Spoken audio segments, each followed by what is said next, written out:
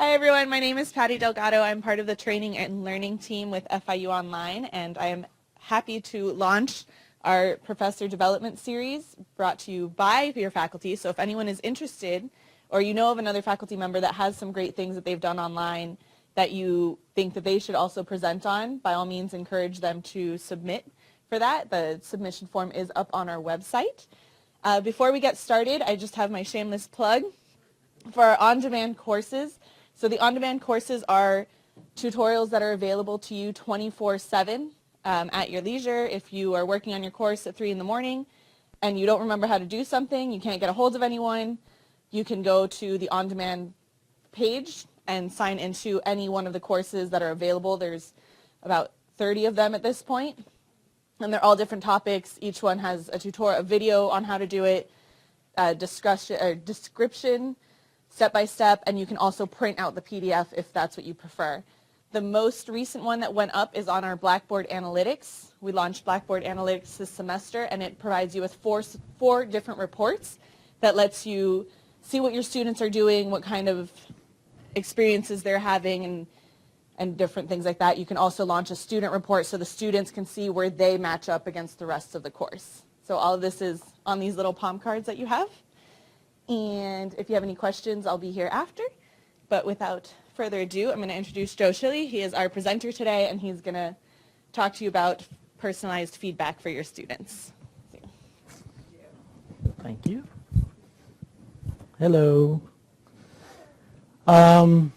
So Patty asked me to speak about, actually, she didn't even ask me. She asked for volunteers, and I think I was probably the first and only volunteer. Is that right? And so one of the things I wanted to talk about was providing feedback to students. And so let me just jump in real quick, tell you a little bit about myself. I'm the Director of Online Programs for the Chaplin School of Hospitality and Tourism Management. Part of that job responsibility means that I deal with faculty development, instructional design. I advise students. I deal with scheduling, and you name it, okay? I have a background in marketing, computer science, and online education. I am the sometimes proud father of 5. We'll get to that in a bit. I enjoy playing computer games. I'm a big Xbox Call of Duty fan. My gamer tag is Fatso Bossman. And we'll get to that in a little bit. And basically my battle cry for education, both online and on ground, is it's not about the grade, it's about learning. And I will touch on that shortly as well. So what this is not about, I'm not here to discuss the merits of feedback. There's plenty of scholarly articles related to the benefits of feedback. Part of what I've put together, both for this and what I promote to my faculty, is based on scholarly articles. It's based on observations. It's based on interaction and feedback from students that are taking online courses. And we'll see a little bit of that as well. So let's start here. Online education is like teenage intimacy. Everybody talks about it. Nobody really knows how to do it well. Everybody thinks everyone else is doing it, and no one walks away satisfied.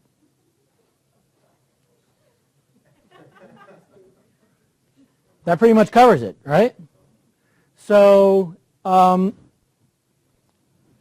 of why I wanted to bring up this slide is because, so for me, I've been doing this for quite a long time. We had our graduate online program started in 2003. And what that looked like back then was we were using WebCT as really just a placeholder for course syllabi. We were videoing classroom lectures, and then we were taking those videos, kind of half editing them, and then putting them on a DVD and mailing the DVDs to the online students. That's what was a quote-unquote online course in 2003. And what we quickly realized was nobody's watching the videos. So what we did was we tried to trick the students, and we built questions into the videos, kind of like what these driver's ed programs do when you get a ticket and you have to take these online driving courses. You watch a little bit of a video, that pops up a question, and the question then gets sent back to our database automatically, and then we would kind of be, somewhat more comfortable with the student watched it because they got to the point where the question popped up. Okay, so that's 13 years ago, 12 years ago. And then things changed a little bit, right? Technology got better. We no longer had to deal with this DVD production. We started streaming videos. And what we quickly realized was nobody's watching the videos. Again. And the reason is because they were just straight video lectures. It's an hour and 15 minutes twice a week. And nobody's going to sit through a streaming video for an hour and 15 minutes twice a week. So we've evolved, okay? And so what this slide means to me is, it's kind of reminding me of where we've come and how we've gotten to where we are. Because to be honest with you, we don't really know. We don't really have a lot of the answers, right? A couple of years ago, MOOCs was the big thing. Everybody needed a MOOC. And so we went and created MOOCs, and nobody signed up for them. And the completion rate was something ridiculous like, 0.5%. And, Second Life was a big thing. So FIU went out and bought a Second Life island. And nobody's coming to visit our island. And so now the new thing is micro-learning, where, we give students chunks. And it's it kind of reminds me of, this is like the new flavor of the month. Let's throw it up against the wall and see if it works. And so that's kind of where this comes into. Everybody thinks everyone else is doing it. Right? Nobody really knows how to do it well. All right? And at the end of the day, the student walks away saying, why did I just have to pay for that class? And the faculty members that care walk away saying, what can I do to make that class better? Nobody's satisfied. I had a faculty member a couple of months ago throw this one at me. The grade earned is feedback enough. Why should I have to provide more than that? Anybody agree with that? For those of you who are in a serious relationship, how do you think this would fly if you said this to your significant other? Right? At the end of the day, you just spent a nice day, and at the end of the day, you just hand them a piece of paper with a letter grade on it and walk away. What do you think they would do? I know what my wife would do. Right? And what's interesting is this is how, at least when I was in school, this was it. It was the letter grade, period. The letter grade told you whether you did well or you didn't do well. That was feedback. But if we go back to the battle cry, which is it's not about the grade, it's about learning, what have we learned?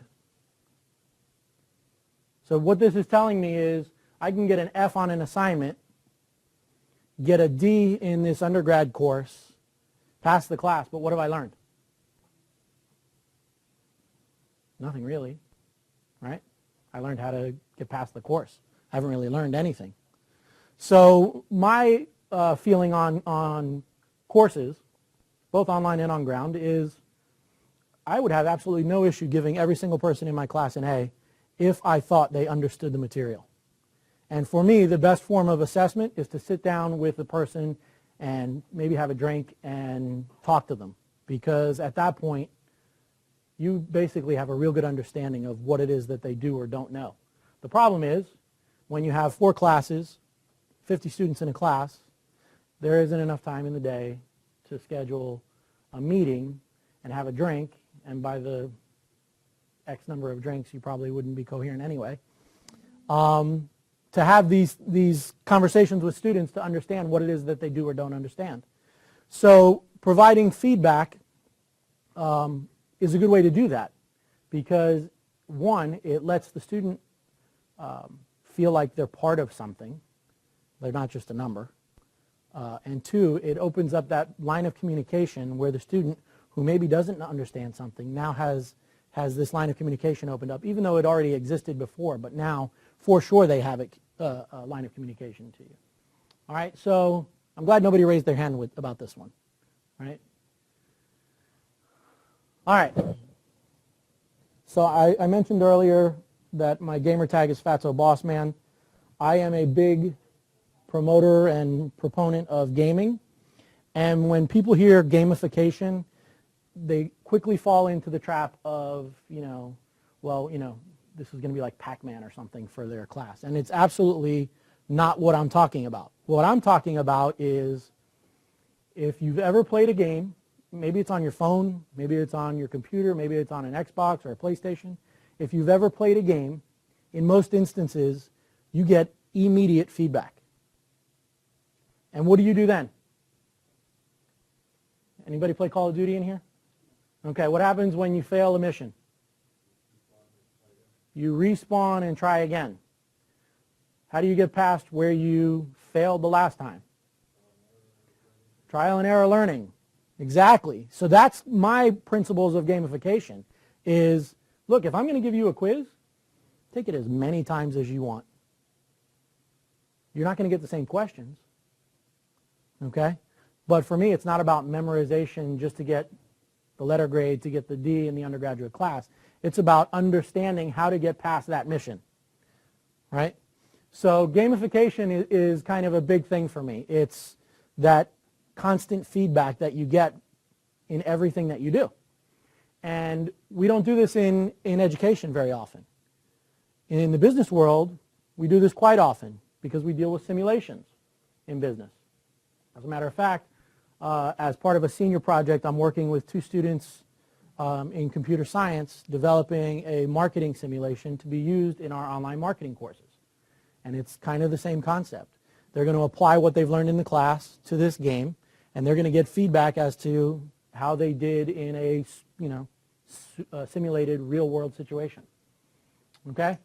The other reason I have gamification up here is, and this is kind of a side note, I ran into my son's AP history teacher in Publix a couple of years ago, and he told me he was very upset with my son because my son told him that he passed the AP exam. He got a 4 on the AP exam because he played this game. Because this game used real historical characters, and it provided a little synopsis about who they were and what they did, and from that he was able to somehow finagle his way through an AP exam. Okay? And, we laugh at that and we chuckle at that, but now my 11-year-old son knows who Fidel Castro is because he was playing Call of Duty and Fidel Castro shows up in Call of Duty. Prior to that, he had no idea who Fidel Castro was, right? So, part of this gamification thing is, I think, to some extent, we kind of have to try and meet the students where they are. I know a lot of you have heard that. And that doesn't really apply so much to feedback as to just education in general. So what do we know about kids today? That's my oldest daughter in her dorm. Anybody want to take a guess what she's doing? Texting? That would be a wrong answer. Taking a picture would be a wrong answer. Watching. I'll tell you what. None of you are going to get this. None of you are going to get this. She is actually writing a paper. She's more comfortable with the keyboard on her phone, and she writes on her phone and then emails it to herself so she can print it off of her PC. That's nuts. That's crazy to me, right? Like, how bizarre is our youth that this is what they're doing? Cell phones these days have dictation software that is more accessible for writing for students who are comfortable talking. Right. So that's another reason. Right. Now, so I mean, I'm in the technology field. I come from a technology background. This to me is crazy people right here, right? Like my son can actually, while he's in class, text on his phone without looking at that keyboard. And guess what? There's no keyboard. It's an iPhone, which is even more bizarre to me. He knows where the placement is on the keyboard. Now, granted, he doesn't even write in English and not complete sentences, and it's all gibberish, and nobody can understand what he's writing. But that's neither here nor there. This is what our youth is doing. They're more comfortable with their phone keyboard than they are with a PC keyboard. Crazy to me. Okay? This is my sweet boy.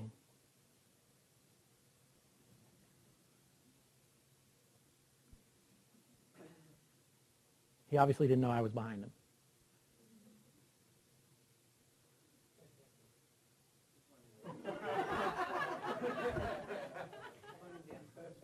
He was learning dance moves from watching YouTube. That's hysterical, right? You know that's getting shown at his wedding. And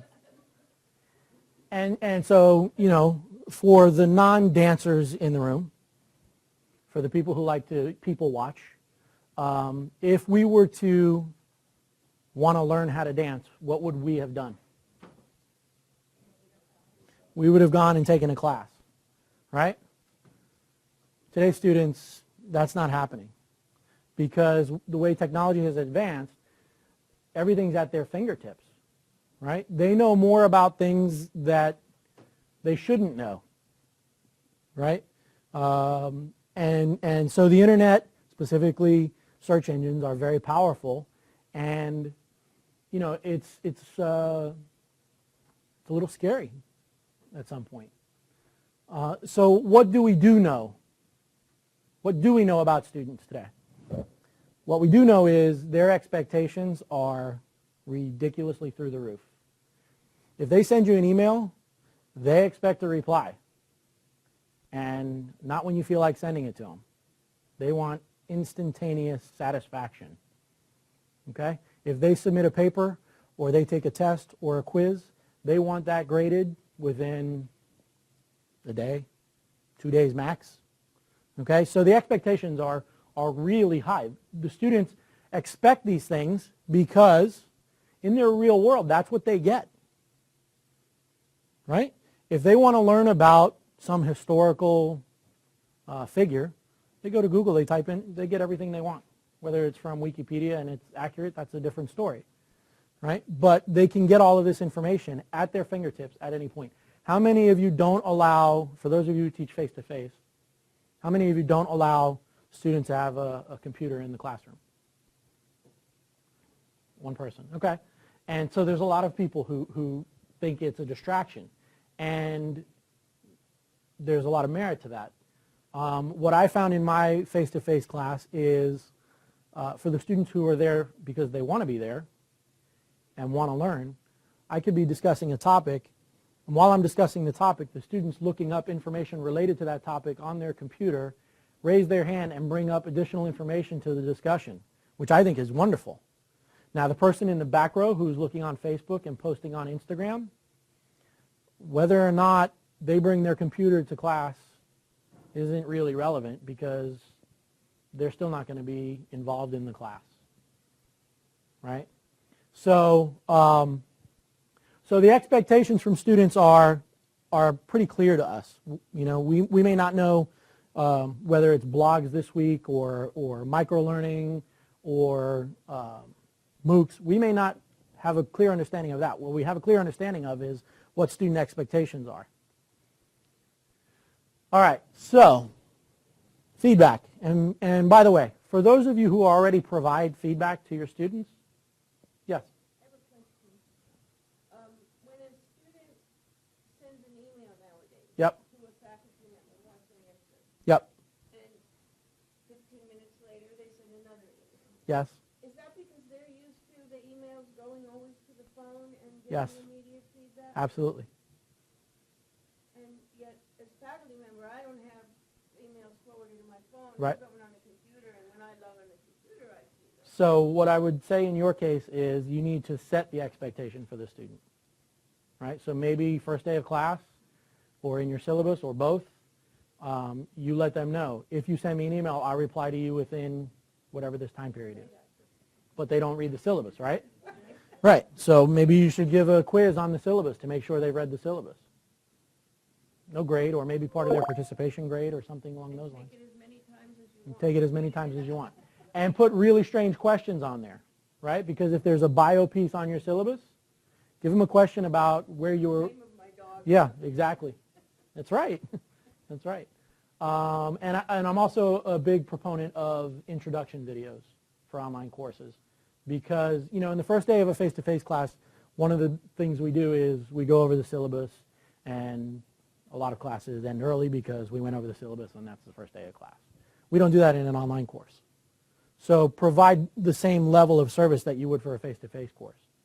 Otherwise, you're going to get a lot more emails because students don't know where to start, what to do, how to begin.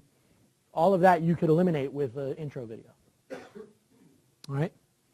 So as I was saying, for those of you who already provide feedback, maybe there's some things here that you can pick out and would be useful. But what I'm really targeting is the people who provide infrequent feedback, not timely feedback, no feedback. Those are the ones who I'm really after. Okay? And so feedback should be timely, informative. You can provide examples of both good and bad. Keeping the students on task, right? So if they're off on a tangent, redirect them to where they need to be. The feedback should be genuine and personal. Now, I've taught a class of 150 across campuses. I had 87 students on the Biscayne Bay campus, and we simulcasted the class to this campus, and there was another 70-something students on this campus. How do we provide personal feedback to 150 students in an online class when that's only one of my 4 classes? That's crazy. We can't do that, right? We have a life. We don't want to do that. So I came up with a couple of ways where I think I've been able to somewhat provide feedback. So there's different types of feedback. There's instant feedback, which is kind of like the gaming environment that I talked about. And then there's scheduled feedback. What I do is scheduled feedback. Every week I provide an email, personal, to each student, telling them what they've done, what was good, what was bad, what they missed, what they didn't miss, what we talked about that week, why it was important to the overall course, you name it. Okay, now you may say that's crazy. Why would you do that individually for 150 plus students? You'll see. My feedback is written. However, there is a lot of research that says students prefer audio feedback. And so if you use something like Audacity, which is a free program, you could actually sit in front of your computer.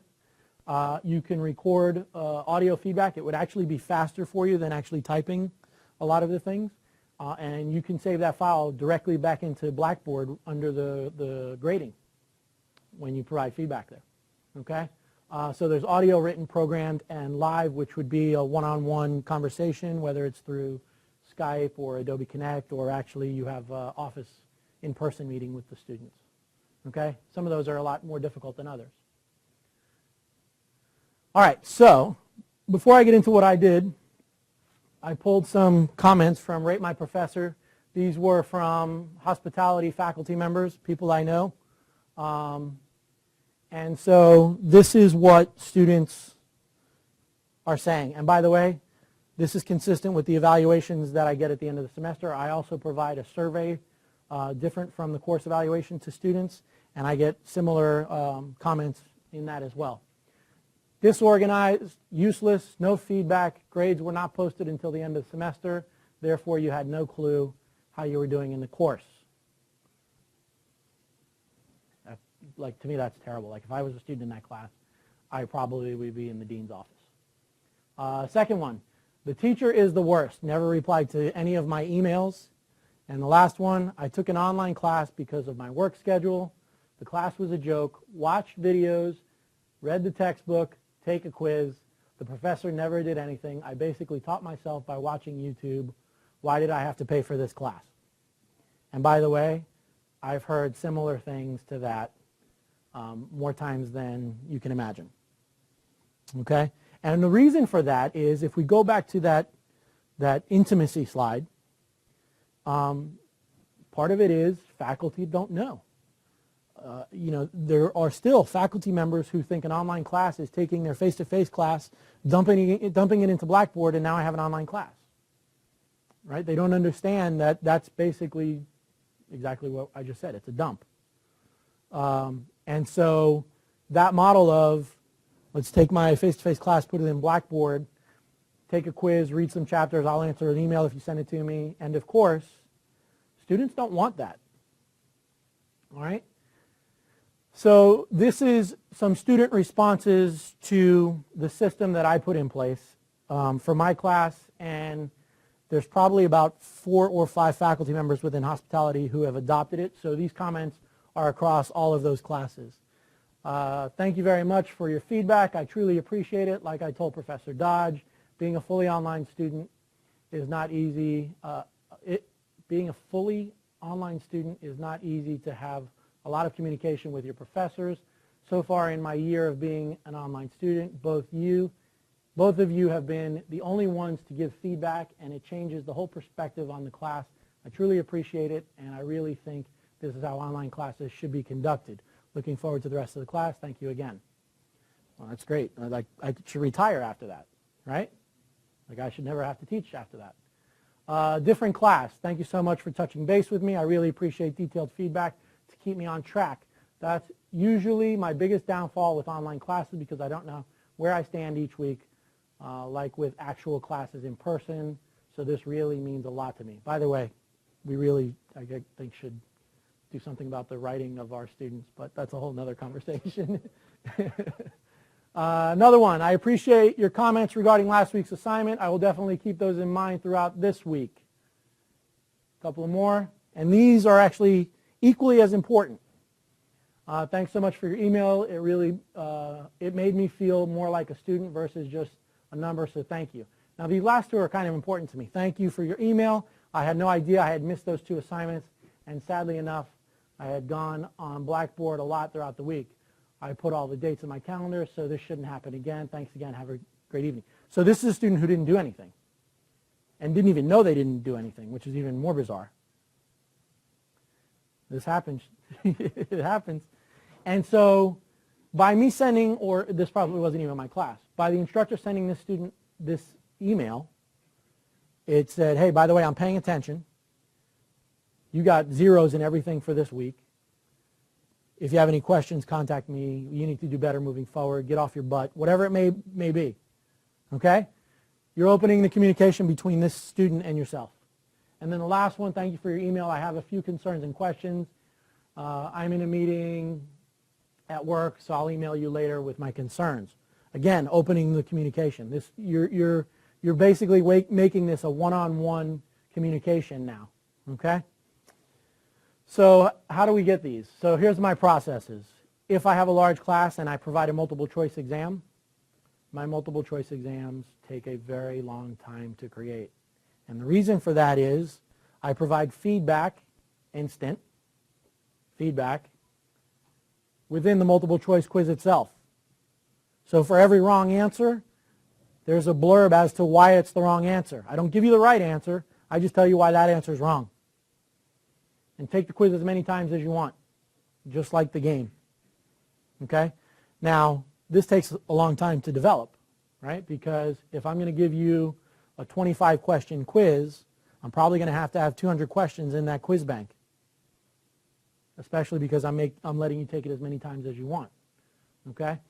And so to develop 200 questions where I have some little blurb for every wrong answer, it takes time, right? But it provides immediate feedback to the student. So that's one form of feedback. The second is a mail merge. Does anybody know what a mail merge is? Anybody heard of a mail merge? Yes. Yep. Yeah. Absolutely. Yeah, absolutely. And actually one of the things I toyed with a little bit with multiple choice quizzes is giving credit for wrong answers, or giving credit for right answers.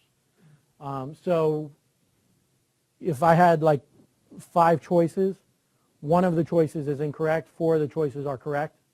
And if a student selects 2 of the 4, they would actually get points rather than an all or nothing type thing, right? So it kind of shows that they know something, but they don't know everything, right? So that's something I toyed with as well. So that takes me to mail merge. Mail merge, anybody familiar with this? Anybody know what it is? Yeah, a couple of people? Did you know you could do it via email? I know you can do it via email. I haven't done it because if I have an extra 9 students, I don't have the email triage skills to deal with the 90. All right, so we'll get to it. So what I do for my personal feedback is I use a mail merge, and I provide generic feedback on a weekly basis. That's the blurb of this is what we did this week, this is why it's important, this was the topic, XYZ. The add personal feedback canned is I have kind of canned phrases for each week that obviously have built over time, and I basically take that and I plop that in and I plop that in and I plop that in, and that sounds like it's a lot of work, but let me show you what it looks like. Yeah. Can you do a mail merge within Blackboard so that Nope. it goes to Blackboard messages? Do you have to use your email? Right, so, and actually this slide shows it. The requirements to use a mail merge are Microsoft Word and Microsoft Outlook Exchange. So even if you were at home and you were using the webmail version to access your mail, you couldn't do this. So it literally has to be using Outlook. Okay, so that's two of the requirements to do this. By definition, mail merge is a software application whereby a form letter or email can be sent to many recipients. Each letter or email is personalized for each recipient. It consists of two parts, the email and the data file. Okay, so the data file is where I build everything related to the students and how they did in that week. And then the letter is the generic letter. Okay, so basically I have that main document, which is the email that I've constructed, the data file, which is all of the students' names, all of the students' email addresses, which you can pull from Blackboard or PantherSoft, and all of the comments that you want to pull from your canned comments. You merge it together and you get a unique letter for each student. All right, and I actually have a sample of what it looks like, if you can read that. So this is the data file. It's actually created in Microsoft Excel. So many of you are familiar with Excel. First column has name, second column has email address, third column has comment 1, fourth column has research, then I have comment 3, comment 4. You can have as many comments as you want. And a lot of these look the same. Is there a laser pointer on this? Yeah. So a lot of these look the same for like these comments. You can see here this person didn't do well. You can also see in this column a lot of them look the same, but there's some that are different. Okay? So basically these are already written. I have these in a file somewhere for each week. And if you did the research part, boom, you get this comment. If you didn't do the research part, you get that comment. If you did the discussion, you get this comment. And so basically you're building a matrix of all the students in your class for that week as to who did what and who didn't do what. This is what the form letter or email would look like. And you notice these fields here, name, comment, comment 2, 3, 4, these correspond to the header of your data file. Okay? So this is the generic letter that I would send out. We're off and running. Module 1 dealt with a variety of topics, blah, blah, blah, blah, blah. I use discussions to associate theoretical topics with real-world problems, and so on and so on. So I go through a little bit of what we did this week, why it's important. And it automatically feeds in the individualized comments for each student. And so what that looks like is that. So Dan gets an email from me, and it's kind of specific to Dan. Right? It's not 100% personalized to Dan because there are some generic pieces to it. But this is what's leading to those student response emails that I showed you earlier. Okay? Now you can say that this would take a lot of work. Why would I do something like this? And the reality of it is you're already grading them, right? So it really takes not so much more time to take what you've done and put it in an Excel sheet. All right? So I actually have, is there any questions? Sure. Problem with sending this outside of Blackboard, Mm-hmm. it's not like archived in the course. It's totally separate. And you're not putting it into the course. How many of you use Blackboard Mail? Messages, right. Yeah, so there's a lot of people that don't do that anyway because they don't want to have to deal with going to two places. So it's kind of a personal preference more than anything else. Well, that's Yeah. what I do all my messaging within the course, and if students send me an email, I send them, please post your question as a message in the Yeah. web. But here, I'm just really more concerned with here we're Yeah, providing feedback to the students. This is but it's totally not out. within the course anywhere. Right. This is totally outside of Blackboard. 100%. Even if you go on Blackboard, for example, a couple of my students didn't do theirs live. More than a couple. Let's say 8 out of 80, okay? So I just went to the blog thing and I go down and I do appending, and then it'll say, you want to send an email to them. And then I just, so I couldn't use messages for that. I had to do it outside the book. Even though Blackboard, it was Right. doing that. Right. Yeah. So I mean, that's kind of a personal, because like in a lot of our online classes, we use tools outside of the course anyway. Things like Skype or, you know, there's other third-party tools that aren't within Blackboard. So I understand your point of keeping everything related to the course within the course. It has its merits. Yeah. So, the feedback that I do already, I have a somewhat similar way that I do scan feedback on assignments and the comments tools in Blackboard, and that works very well. So I'm generally convinced of this as one move beyond that. So I guess I would have a question. But with 90 students, sending them email, especially if I have a teaching assistant, Right. who might normally handle a lot of my sort of ordinary questions. Right. If I get 90 different responses, all of which have the same subject line, Mm-hmm.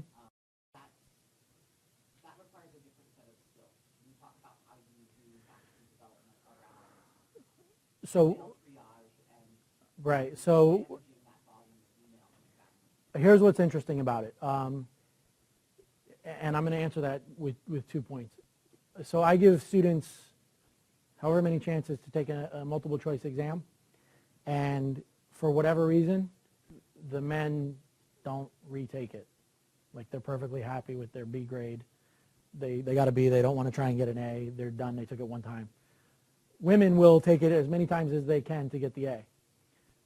In relation to responses to these types of emails, really you'll probably get in a class of 50, maybe a half a dozen responses to your email. So it's not a huge volume that you're going to receive unless you ask them to write you back about something. That's the first part. The second part is a lot of what I just showed you can get pushed off to the TA. And basically that entire construction of everything can get pushed off to the TA because you've already graded it. Okay? So A grade gets this comment, B grade gets this comment, C grade gets this comment. And if you've built that structure, then basically all they have to do is create the matrix for you, and then it gets sent out. So what about the fact that our TAs, if they're graduate students, don't have accounts on LinkedIn? No, I would actually send it from your account. Oh, okay. Yeah, I wouldn't send it from Have the TAs write the matrix. right. I would have them set the whole thing up, and then it, yeah. And so I actually wanted to show you what it looks like. So this is the sample Word document. Okay, and you can see these fields here are associated with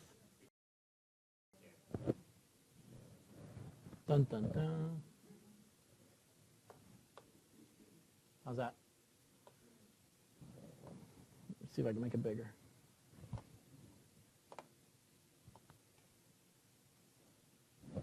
What am I missing here? Like this is like. There we go. View, zoom.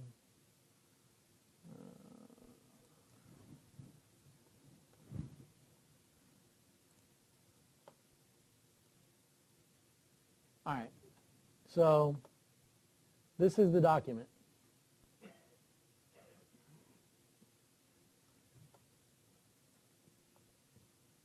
All right, so it's pretty generic. You can see here it has form fields. The name is associated with the header in the data document. These are associated with and you can actually go to mailings. You would associate it with your data document here. I would use an existing list, and I would insert the merge fields from that list into my document wherever I want them to appear, and then I can actually preview the results.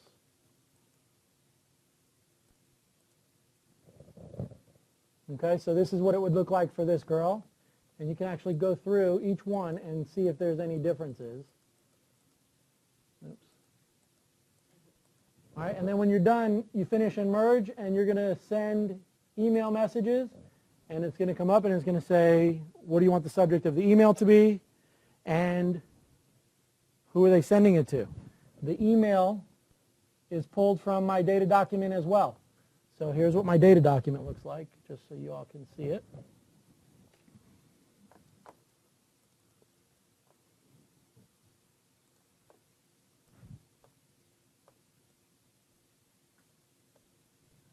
Okay, so it's basically taking this matrix, merging it into that Word document, sending everybody a unique email. And this had 14 students. I've done it with, like I said, 150 students. Yeah. Can you put mail merge fields in the subject line? Week 1, first name, information about. I haven't tried it. I don't think so. I haven't tried it.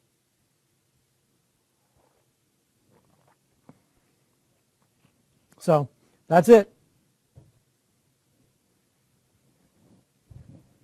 All right, and you can see here, so if we go to week 2, I've already have this built in, and then I would just add the comments for week 2, and then you can just keep adding tabs, and that's it. You're done. This stuff is taken from PantherSoft at the beginning of the semester. Once you do it once, you have it for the whole semester.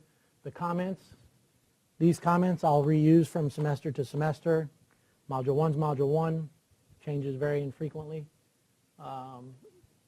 The items that are due and the due dates, everything is pretty consistent from one week to the next. All right? Yes?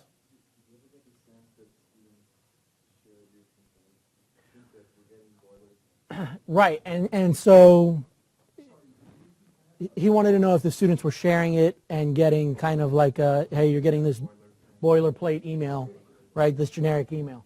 So, yeah, and my guess is that if they are, there are, unless you have students who are doing everything great, yeah, they're going to get pretty much the exact same email. But there are differences, you know, if you just look at this student for these last two, you know, a lot of the information in that email is going to be the same, but there are a lot of differences related to the email. So it's not exactly a 100% match where it's a boilerplate email. There are some boilerplate comments in there, obviously, but I mean, you can see that what it's creating is a kind of personalized email for them. Yeah.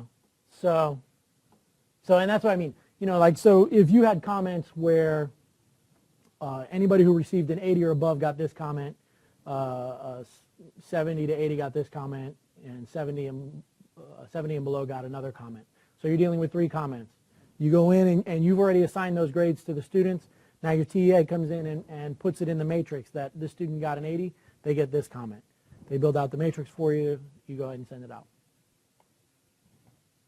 All right? And the beauty of this is once you've done it once, the more you do it, the more comments you have to pull from, right? And it's actually less work the more you do it. So, any other questions?